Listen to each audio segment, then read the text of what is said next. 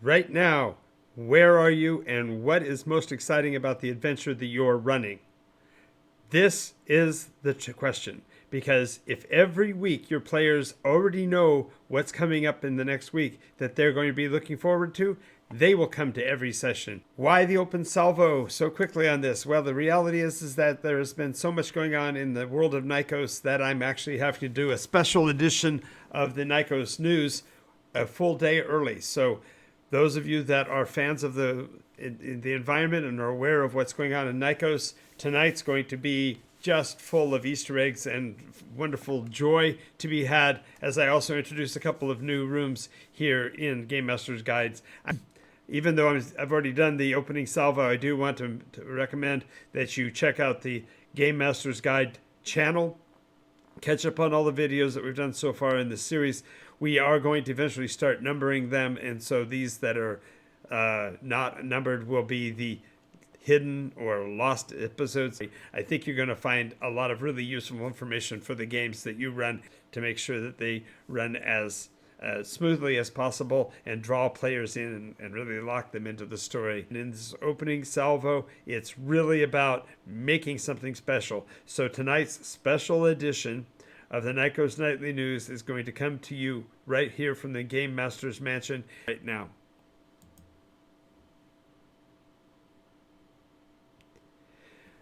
Welcome to the Game Masters Chart Room. This is going to be a Nycos Nightly News special report.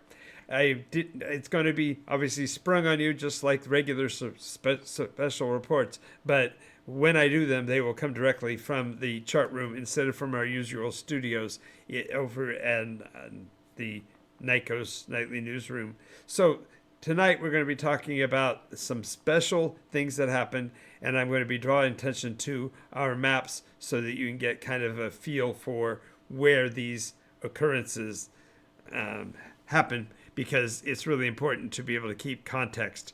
So before we do that, let's get down here to our zoomed in map. Boom. And we are going to head to the first archaeological dig. There we go. City of Potiphar, near the holy site of the first gateway of Miri. A recent archaeological find of major significance has occurred.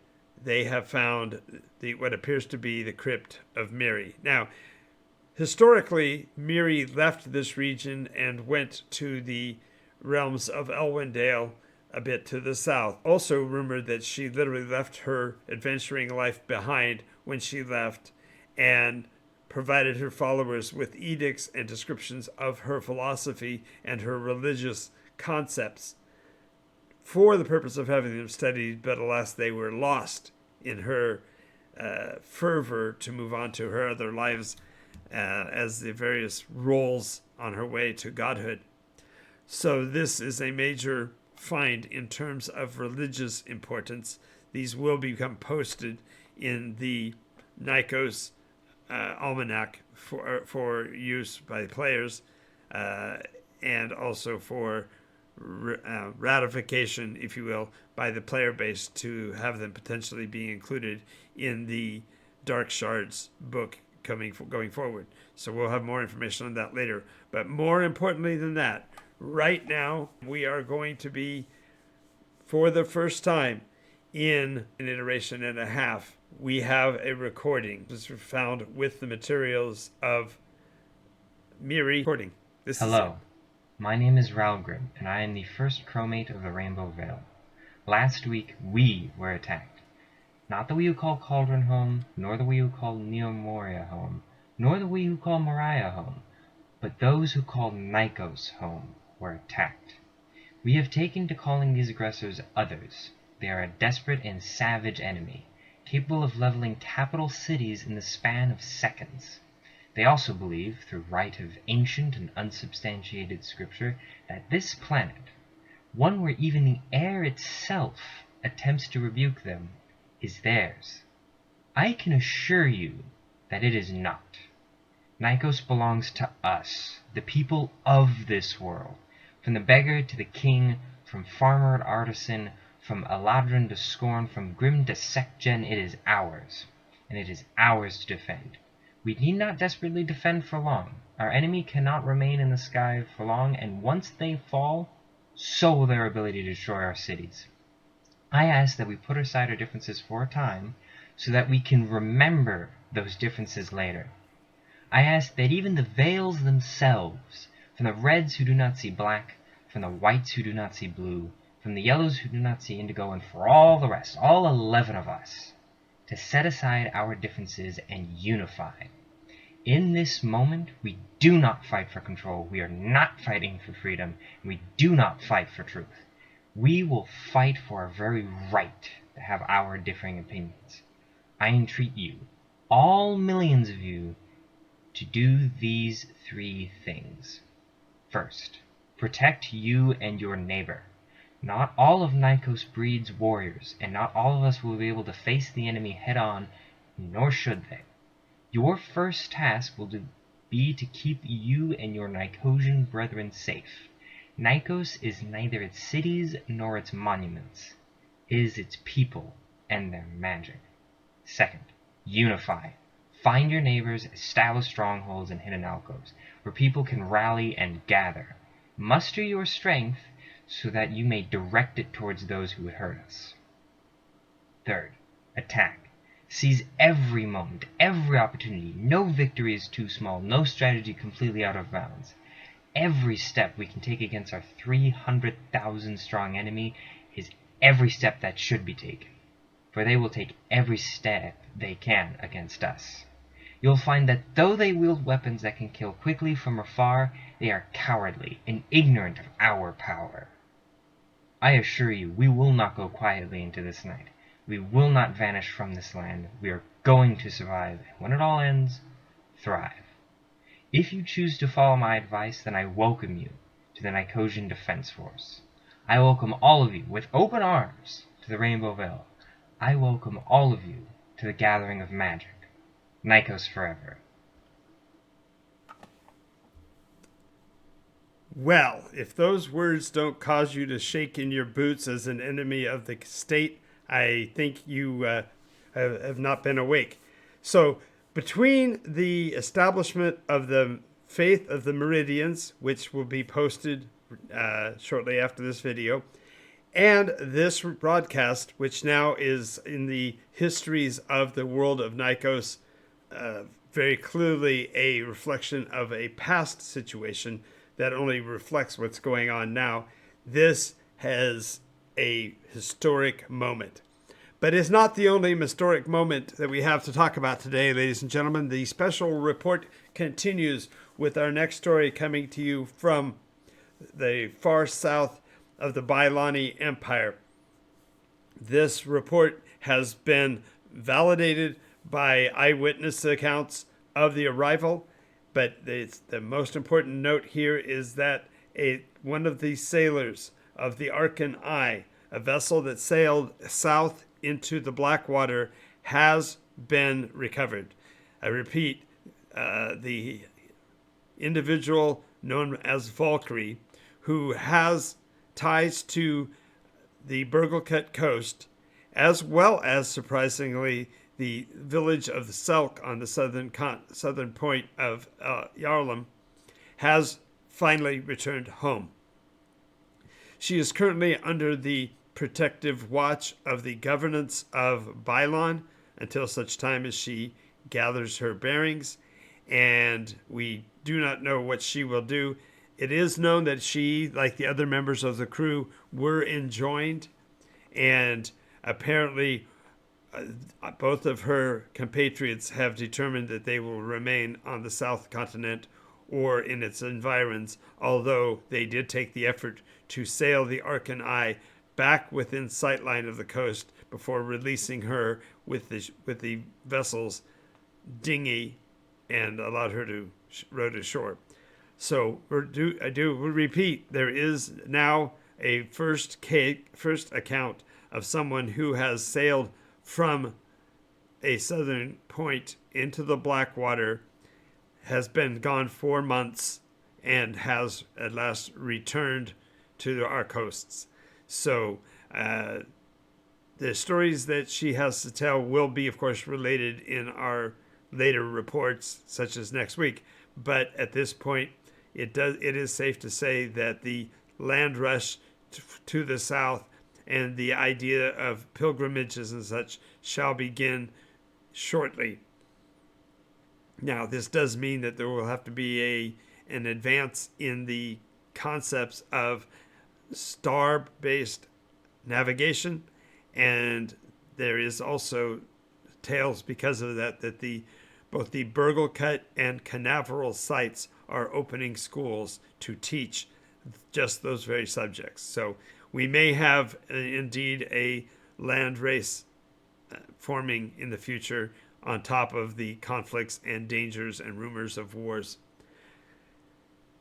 Of course, a special report like this wouldn't be complete if we didn't also have to include the regretful nature of a regicide. It is apparent from the reports that in full sight of her court and entourage, Lady Catelyn Noir, actually I should have said Her Majesty Catelyn Noir of Cryopathia, has been removed from the planet permanently with the use of a Morganti blade. Rather, I said that wrong. Morgul blade. Wow, I can't believe I did that. Morgul blade. As I said, the attacker apparently appeared from a mist, became physically tangible, and delivered the blow into her neck and shoulder, eliminating her completely. So it is apparent that Queen Catelyn de la Noir has met her end. Moving on to the next part of this special report. And remember, all of these are stories that are incidentals. These are not directly involved with the actions of the persona necessarily. But this next one is that there is a investigation being done by the government of Salvo Castle into the destruction of Cottingham, the village on the coast. And it is apparently being blamed on a rogue wave. I repeat, a rogue wave. There is no one in particular being blamed for this assessment, according to the locals and the reporters in Cottingham. This does not suggest that there is anything of a military nature going on off our shores, but simply a freak of nature. Of course, our reporters will continue to investigate and will bring us additional news as the case may be.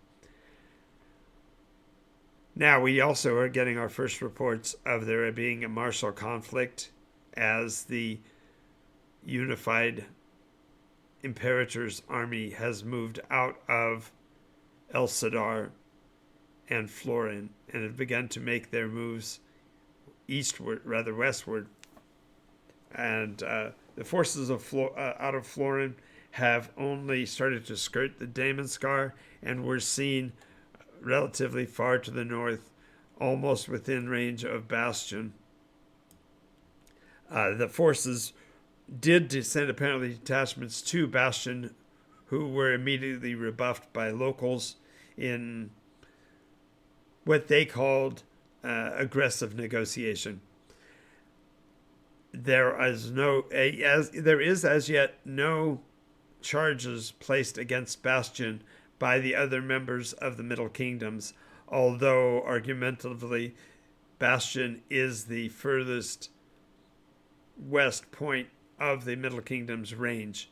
There's not been any physical military action placed against the city as of yet. Of course, our reporters on the scene will bring such to our appointments, our attendance as soon as possible. Now, in the reflection of this initial action that occurred near, let's see, what's the name of the place? Yeah, it was in the highlands above Olmara. The clash has yet to be called an official act of war by either nation, and the people of Olmara are actually petitioning the Koramite Empire for satisfaction and justification and perhaps military support but that has not been afforded yet to the little country. The Hands of Olma, the Hands of Mamarosa have indeed engaged with the advancing forces of the Empire's army, but there has not been yet any reporting as to the body counts or any of that. So we will bring you more information when that's available. We do, as I say, have verification that the priest kings of El Sadar, in particular, are those that are suing for peace with their neighbors and are asking Olmara to stand down and allow the forces of the Empire passage.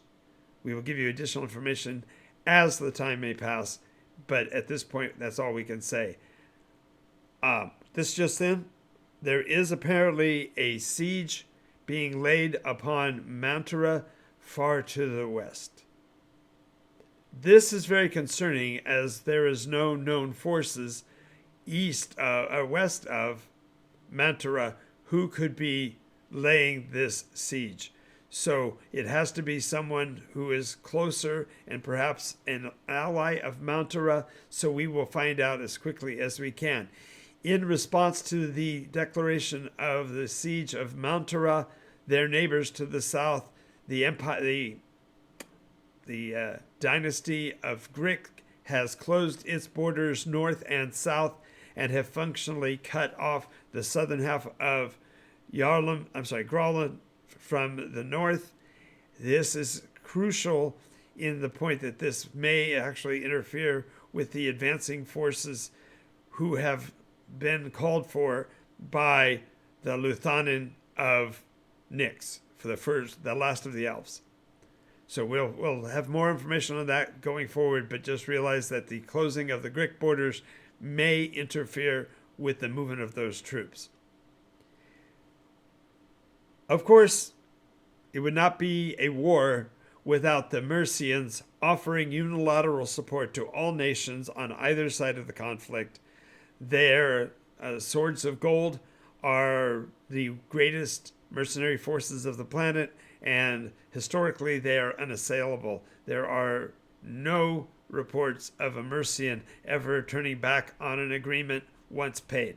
So as long as your gold is good, so are their swords. So remember that Mercia is offering support with the addition, of course, an expedited delivery fee. So take that into account.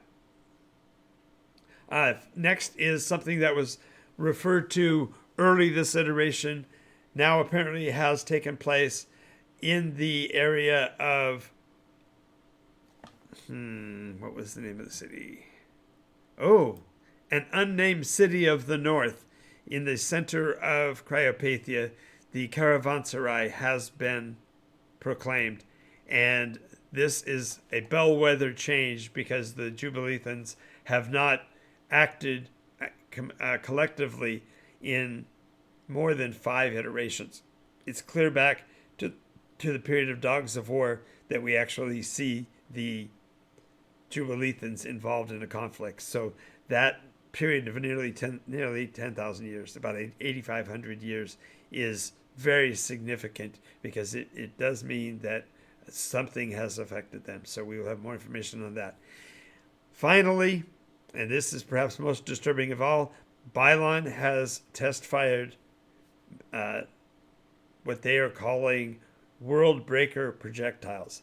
Now, this name may sound more daunting than it really is because world breaker was the collective names of the weapons used by the Ordnung in the 6th iteration to break the world at Mantua. So this test firing does not suggest that they will be anywhere near use of these devices in the near future. But it does suggest there may be a developing arms race, as it is apparently true that Angus Hereford has reached out to the globally famous heavy metal guild to offer to back and support the development of the new Bowden class weaponry. So there's going to be a lot more going on in the near future that I can't even talk about yet. Make sure if you are a participant in the world of Nycos that you check out the Discord channel. The Raven Networks now will provide you with whatever you need in terms of player support and joined connection. It's the primary way that the various adventure groups of Nycos can support one another and collectively move to advance the forces in this what is seeming to form into what might be the first Nycos the first Nycos World War. So keep in attention, and I'll try to keep you updated on the countries that are not directly involved through our special reports, but we're going to try to keep them periodic at best, so maybe once a month we'll have one of these. But I want to thank you for paying attention to the special report. Now back to our regularly scheduled programming.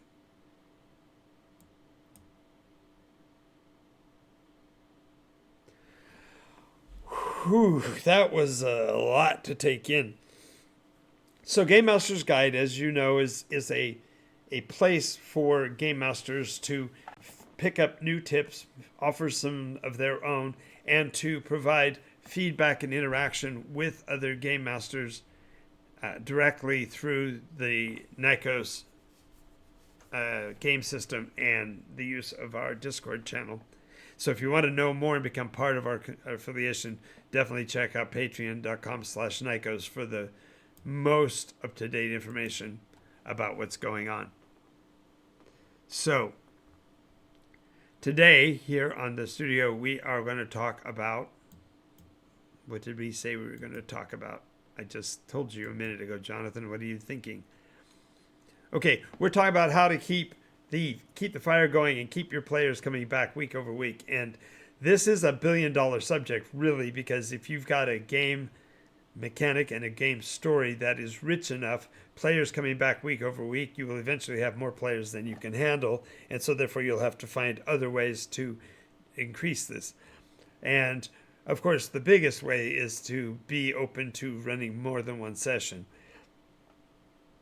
As I've said before, during the dark period of COVID, I was running between 7 and 10 game sessions per week, generally 9 sessions a week.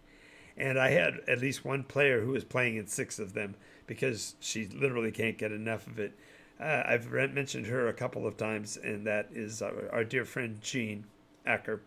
And she has played countless numbers of characters and is involved in the Monday group and the Sunday group and the Saturday group. So even now she's involved in a very large number of the adventures in the world of Nycos. So we are today going to be talking about, as I said, well, I'm not going to say it anymore again. When you are a game master, when you are trying to get players to come to your games, obviously the cliffhanger is the billion-dollar method. You can definitely almost enjoin your player to come the following week simply because of the information that they're going to get in the next session, and therefore if they're always right on the edge of getting to that information, this cliffhanger mechanism is perfectly fine. However, it's really kind of a dangerous way to go, because a player who is being drawn every week to have to come back, the pressure that represents goes away rapidly. So I would recommend only doing so maybe 1 session out of 5, maybe 1 session out of 6, because you want to make sure that the effectiveness of that action stays positive. So then we have to talk about the other 4 weeks of the games. How do we keep people interested week over week with that? Well, number 2, beyond the cliffhanger, the next most powerful thing is asset locations, so that if they are in need of magical materials, have a place for them to go to gather that so they can recharge their batteries. Perhaps you have a place where there's a particularly juicy amount of scuttlebutt and information. Perhaps you have, as there is in the case of Nycos, a pretty much universal library system, which of course in a regular real world would not even really be possible. But imagine in the case of Nycos, the Library of Alexandria actually had a Lend-Lease program where you could actually gather from the greatest library in all the universe from time to time the books that you would want, and therefore you could actually interact with that massive library that is now lost to history. Beyond resources and beyond the cliffhanger, the third way to expand your players' desire to play every session is to invest them. And that literally means what it sounds like. You are going to provide the persona in your game with lands and titles. It's ironically, it's no different than the way fiefdoms operated in the medieval period. You wanted to entice someone to stay and play. You gave them control over a chunk of land on your side of the boundary so they'd come and play. And so in the world of Nycos, you can become a military leader. You can provide advice to a nation who's dealing with famines, etc., etc. And all of these mechanisms are ways to invest the players in the story and therefore keep them week over week. And the final real effective way of getting players to stay week over week is naming. There is something very appealing about having your character develop something that actually exists within the storyline. For example, I had a player today tell me he was going to build the Nycos Defense Force, and now I was able to provide, as of today, a report that shows that a previous iteration had begun such an effort 1,500 to 2,000, almost 3,000 years ago. And so therefore, validation occurs and your players want to be a part of that further. If they get to name a river, if they get to name a part of land, if they get to name a vessel, these are all anchor pieces that bring the players to want to be a part of that story. Add to that the conversation we had yesterday about NPCs, and you have an absolutely winning combination, because this way you can see the concept of persona becoming involved with relationships, and even without all the actual dynamics and drama of a quote love relationship, you still can build relationships towards marriages or contractual agreements, etc., etc., which of course lends itself to the reality that a game like Nycos is NycosRPG is a better match for players, because you can actually role play those dramatic scenes without having to get particularly graphic. You can simply have the mechanics of a relationship fall into place and then have die rolls resolve and add to the enhancement of the effect of that relationship. Alrighty, so that's the periods that we want to do for that. Now we're going to move on to Game Masters Soapbox. If you like what you're seeing, by the way, make sure you like and follow. If you push all the buttons down below, I think the lottery genie will visit you. No, I'm just kidding. All right.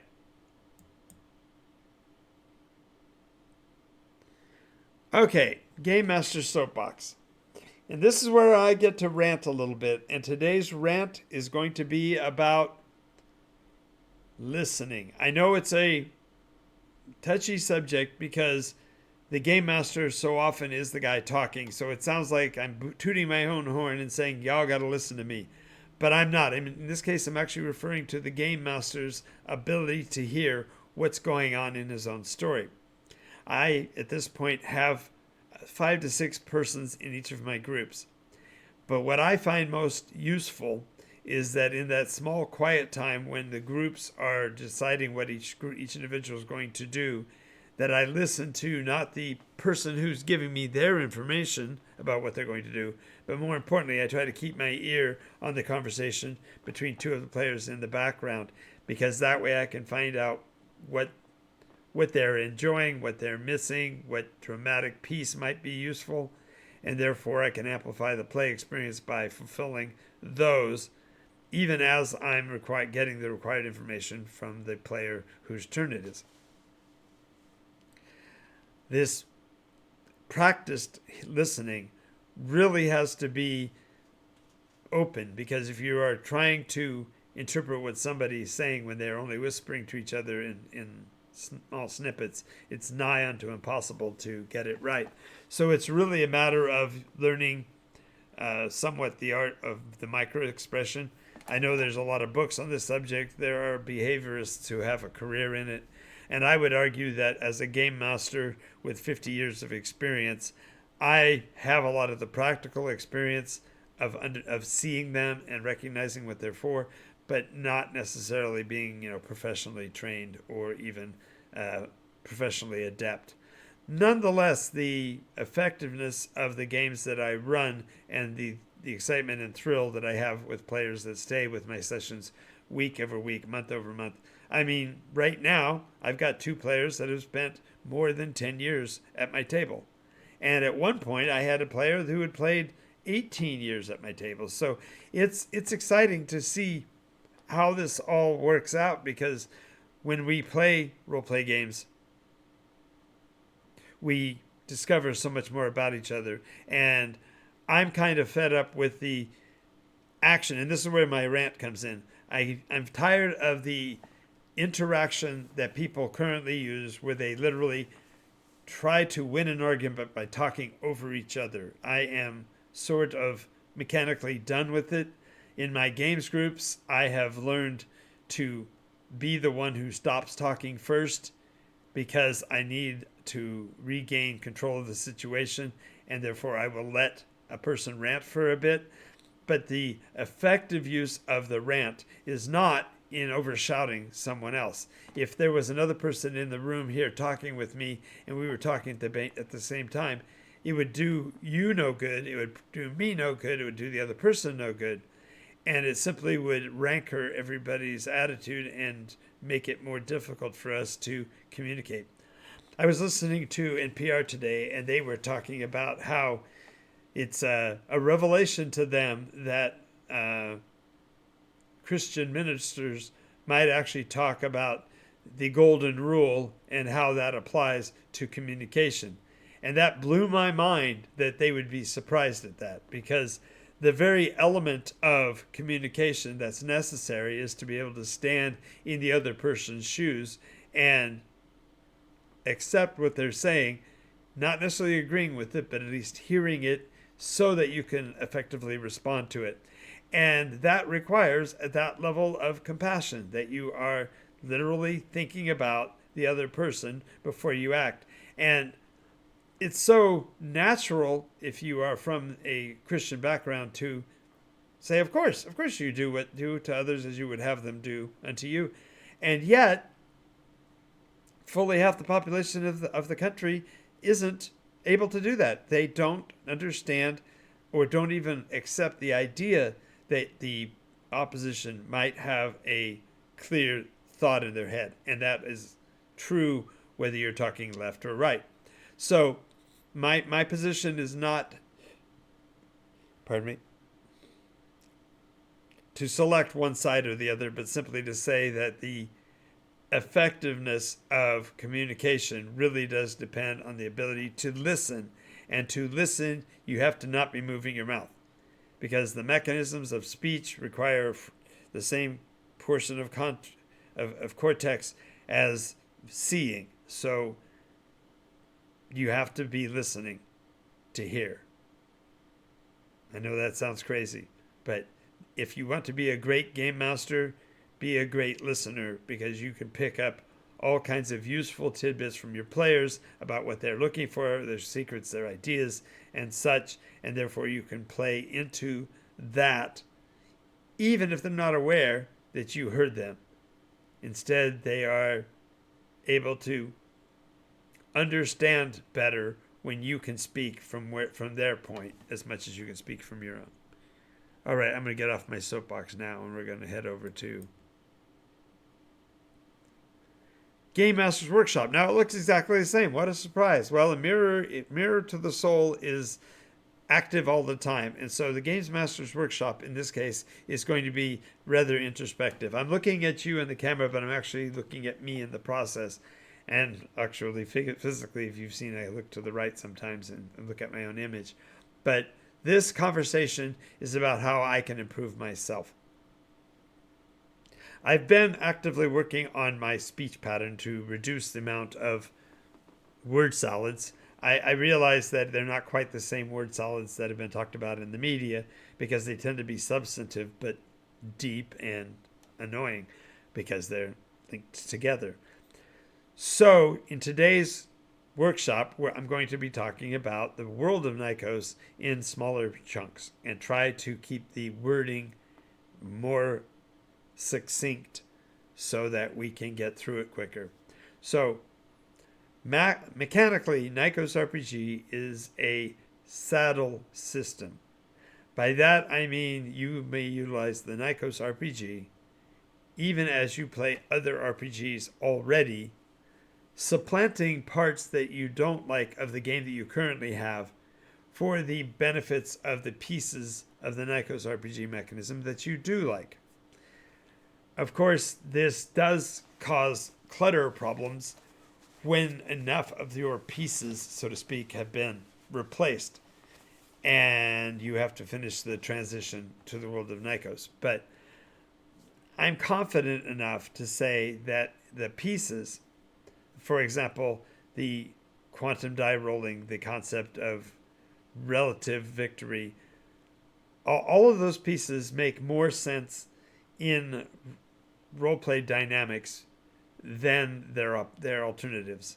The hit point pool, most people would agree, is fundamentally killing Dungeons and Dragons and other roleplay games. But it's also a bellwether of the way people have played roleplay games for so long that it's a tough nut to crack to surrender it.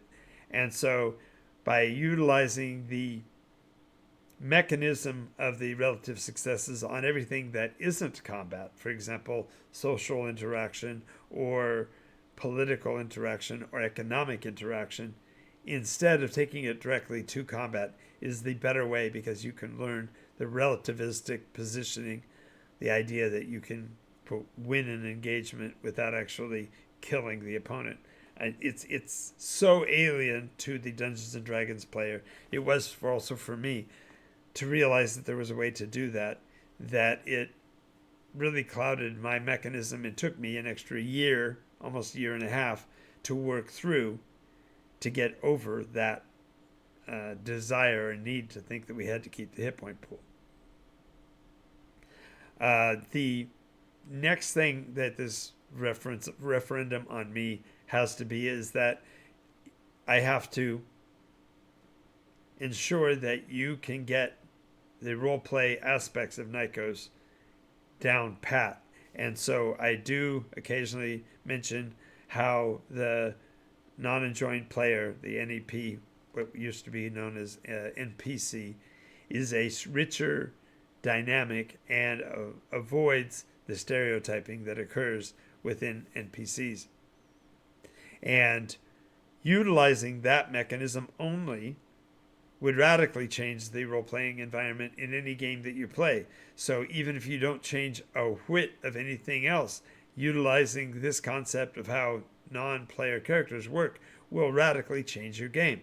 And therefore, the NycosRPG mechanism is something that is useful in a whole lot of different ways.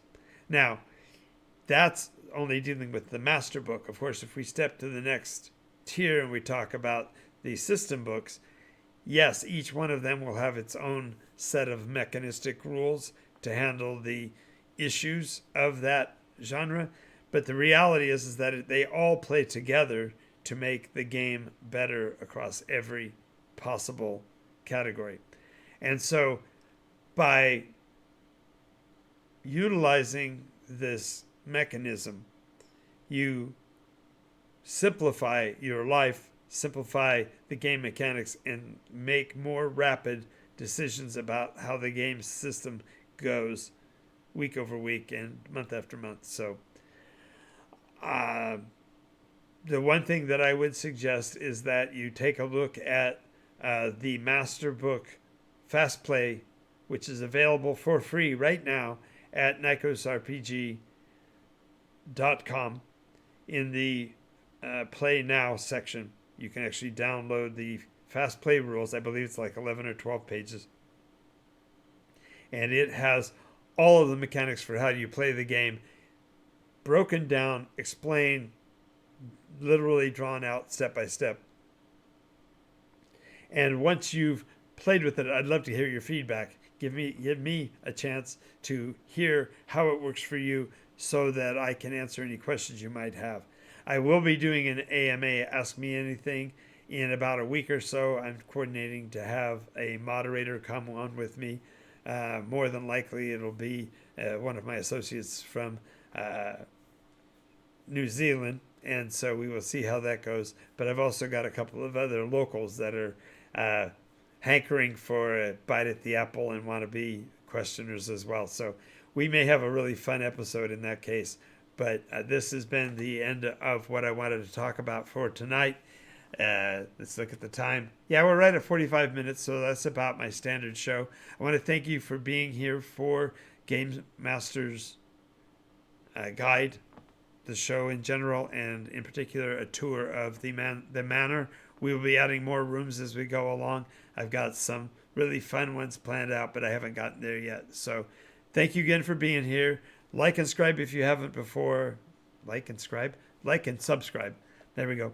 And then also take a chance, go watch one or two of my playlists, because there's a ton of stuff that'll really help you out. And in particular, the Game Master Academy really provides the ultimate in player support and improvement of game sessions for game masters everywhere. Those will all be updated in the near future. I want to thank you for being here. I'm Jonathan Albin. This is Nycos RPG, and we'll see you.